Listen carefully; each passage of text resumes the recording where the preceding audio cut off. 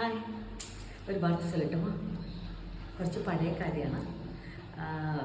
നമ്മൾ കുട്ടികളുടെ അടുത്ത് ഇപ്പം മന്ത്രങ്ങളാണെങ്കിലും നാമം അങ്ങനെ എന്തെങ്കിലുമൊക്കെ പറഞ്ഞു കൊടുക്കുന്ന സമയത്ത് അതിൻ്റെ അർത്ഥം കൂടി പറഞ്ഞു കൊടുക്കാനായിട്ട് പ്രത്യേകം ശ്രദ്ധിക്കണം. അതിന് ഞാനൊരു ചെറിയ ഇൻസിഡൻറ്റ് ഞാൻ പറയാം. ചിലപ്പോൾ അത് പറഞ്ഞു കഴിയുമ്പോൾ നിങ്ങൾ വിചാരിക്കും, അയ്യോ ഈ ബാലിക്ക് ഇത്രയും ബുദ്ധിയില്ലെന്ന് വിചാരിക്കും. ദാറ്റ്സ് ഫൈൻ, സ്വാഭാവികം. അപ്പോൾ ഞാൻ ആ ഇൻസിഡൻറ്റ് പറയാം. എൻ്റെ തറവാട്ടിൽ അച്ചാച്ചൻ ശ്രീനാരായണ ഗുരുവിനൊക്കെ കണ്ടിട്ടുണ്ട്.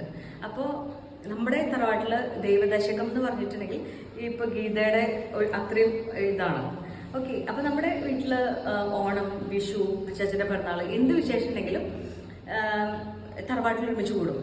അപ്പോൾ പ്രത്യേകത എന്താണെന്ന് വെച്ചിട്ടുണ്ടെങ്കിൽ സദ്യയാണല്ലോ. സദ്യക്ക് ആദ്യം അച്ചാച്ചനും പിന്നെ പേരക്കുട്ടികളെയാണ് ഇരുത്തുക. അപ്പോൾ ഞങ്ങൾ 13 ആൾക്കാർ പേരക്കുട്ടികളുണ്ട്. അപ്പോൾ ഇരുന്ന് കഴിഞ്ഞിട്ടുണ്ടെങ്കിൽ സദ്യ ഒക്കെ വിളമ്പതിന് ശേഷം എല്ലാവരും എഴുന്നേറ്റ് നിന്നിട്ട് തൊഴുതിട്ട് ഇത് ചൊല്ലണം, ദൈവദശകം ചൊല്ലണം. അപ്പം നിർബന്ധമാണ് അച്ചാച്ചന്. ആ ചൊല്ലി കഴിഞ്ഞിട്ട് അച്ചാച്ചൻ വെള്ളം എടുത്ത് തെളിക്കും, എന്നിട്ടാണ് നമ്മൾ ഭക്ഷണം കഴിക്കുക. അപ്പം ഞങ്ങൾ കുട്ടികൾക്കൊക്കെ ഭയങ്കര എക്സൈറ്റ്മെൻ്റ് ആണ്. ഇത് ക്ഷമ ഉണ്ടാവില്ല, സദ്യ ഇങ്ങനെ ഇരിക്കണം, എന്നിട്ട് പിന്നെ ക്ഷമയോടുകൂടി നിൽക്കണമല്ലോ. അപ്പോൾ അതിൽ 2 വരികളുണ്ട്. എന്താണ്? അന്നവസ്ത്രാദി മുട്ടാതെ തന്നു രക്ഷിച്ചു ഞങ്ങളെ, ധന്യരാക്കുന്നു നീയൊന്നു തന്നെ ഞങ്ങൾക്ക് തമ്പുരാൻ.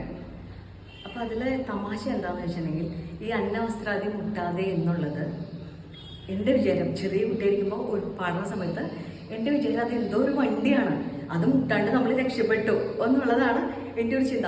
ഒരുപാട് നാളുകൾക്ക് ശേഷമാണ് എനിക്കത് അന്നവസ്ത്രാദി മുട്ടാതെ എന്നുള്ളത് അന്നവും വസ്ത്രവും മുടങ്ങാതെ നമ്മളെ കാത്തുരക്ഷിച്ചു എന്നുള്ളതാണ് അർത്ഥം മനസ്സിലായത്. അത് ഞാൻ ചെറിയ കുട്ടിയല്ലേ, എൻ്റെ ബുദ്ധിപരമില്ല.